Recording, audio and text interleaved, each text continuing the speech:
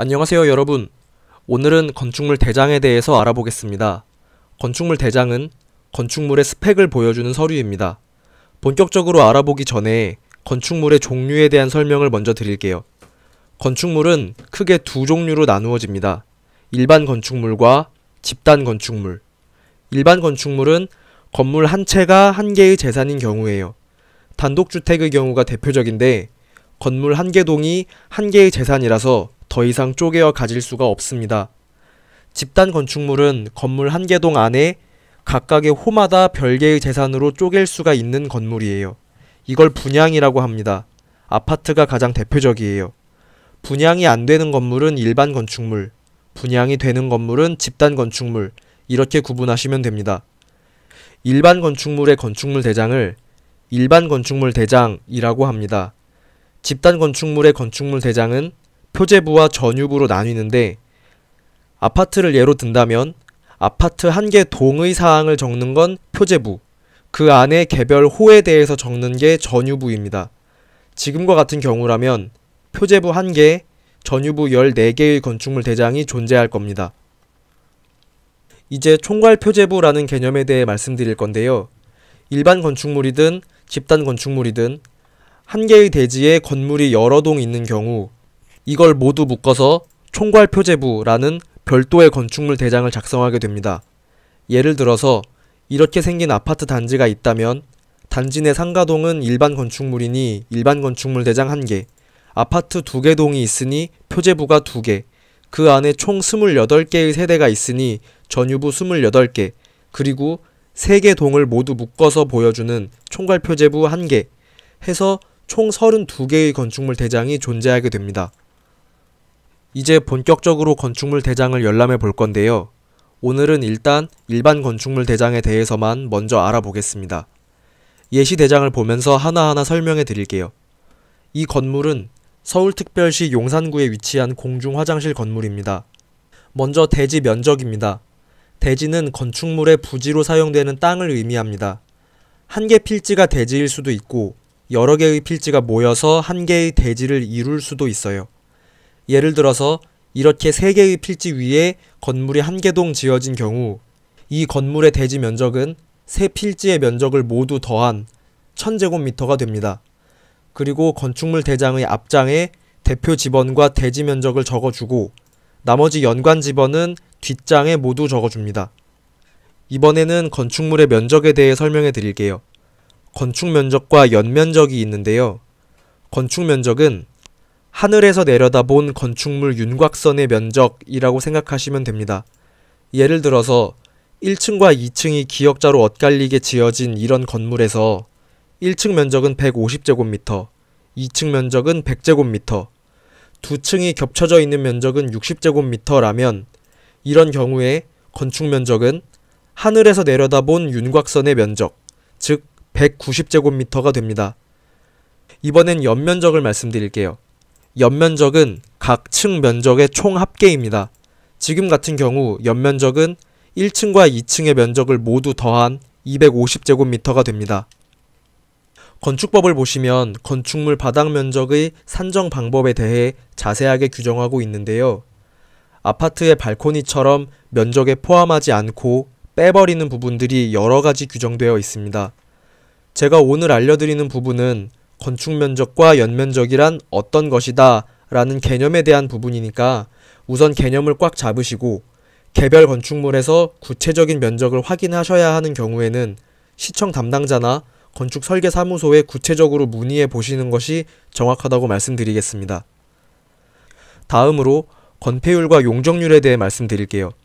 건폐율은 건축 면적을 대지 면적으로 나눈 값이고요. 용적률은 연면적을 대지 면적으로 나눈 값입니다. 지금 보시는 경우에는 대지 면적이 1000제곱미터니까 건폐율은 0.19, 즉 19%입니다. 용적률은 0.25니까 25%가 되겠네요. 다시 건축물 대장으로 돌아와서 앞장 왼쪽을 보시면 연면적, 건축면적, 건폐율, 용적률이 모두 적혀 있습니다. 그런데 용적률 산정용 연면적이라는 게 보이네요. 건축법에 보시면 지하층 면적 같은 몇 가지를 용적률에는 포함을 안 하게 되어 있습니다. 연면적에는 들어가는데 용적률 산정할 때는 빼주는 거죠.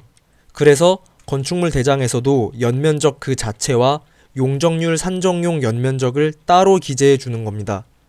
건축물의 면적을 산정할 때에는 아예 건축물의 면적의 포함 자체를 안 해버리는 것들이 있고, 면적에는 포함을 하지만 용적률 산정할 때에만 빼주는 것들이 있습니다.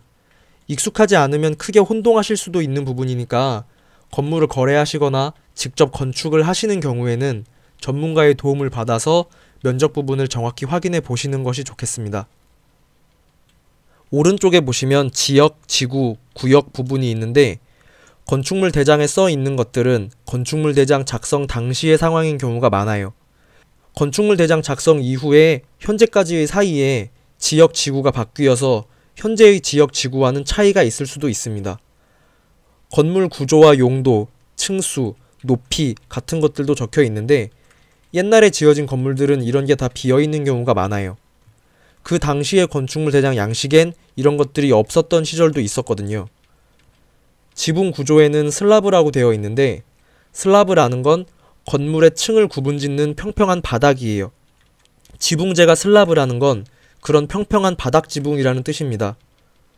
다음으로 건축물 현황을 보겠습니다. 건축물 대장은 기본적으로 각각의 동별로 작성이 됩니다. 한 개의 대지에 건물이 3개 동 지어져 있다면 건축물 대장은 각각의 동별로 3개가 따로 만들어집니다.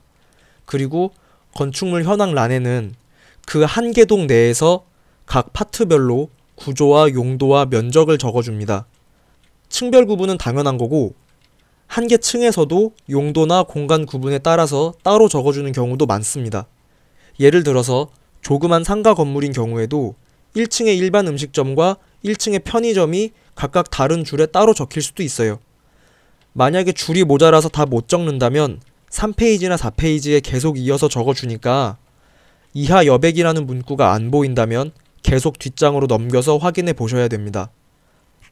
하지만 지금 말씀드린 것들도 현재의 원칙일 뿐입니다. 수십 년 전에 지어진 건물들은 대장 작성 방법이 아예 달라서 한 개의 대장에 여러 동을 다 기재해 놓은 경우도 흔하고, 용도란에 주택 및 상가 하는 식으로 다 뭉쳐서 적어 놓은 경우도 많아요. 주택이 몇 제곱미터고 상가가 몇 제곱미터인지 정확히 구분이 안 돼 있는 건축물 대장도 많다는 뜻이죠. 이런 경우에 향후에 용도 변경이나 사업자 등록을 할 때 문제가 생길 수도 있으니까 거래하시기 전에 내가 원하는 용도로 사용 가능한 게 맞는지 관할 시청이나 구청에 한번 문의해 보시는 것이 좋습니다. 옆에 소유자 사항은 등기 서류로 확인하는 게 정확하니까 그냥 넘어가겠습니다. 뒷장으로 넘어가서 좌상단부터 보시면 건축주, 설계자, 감리자를 적는 란이 있는데, 역시 오래된 건물의 대장에는 비어있는 경우가 많습니다. 우상단 쪽에는 허가일자와 착공신고일자, 사용승인일자가 보입니다. 이 건축물은 1983년도에 완공된 건물이네요. 밑에 집원란이 보입니다. 아까 말씀드렸다시피 대지가 여러 필지로 이루어진 경우 대표 번지 한 개는 앞장에 적히고 나머지 번지들은 관련 주소로 모두 여기에 적힙니다.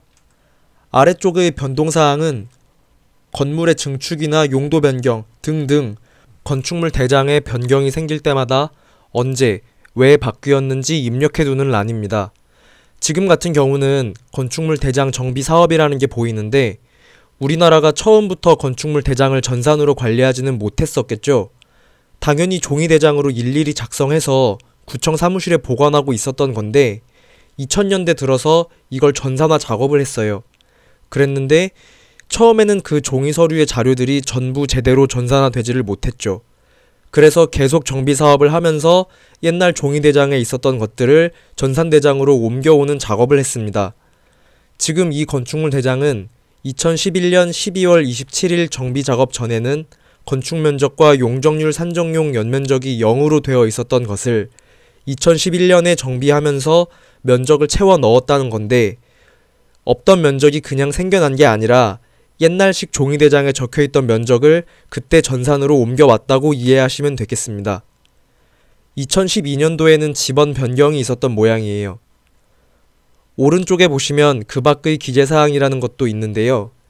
여기에다가는 이 건축물 대장만의 특이한 사항을 적어줍니다.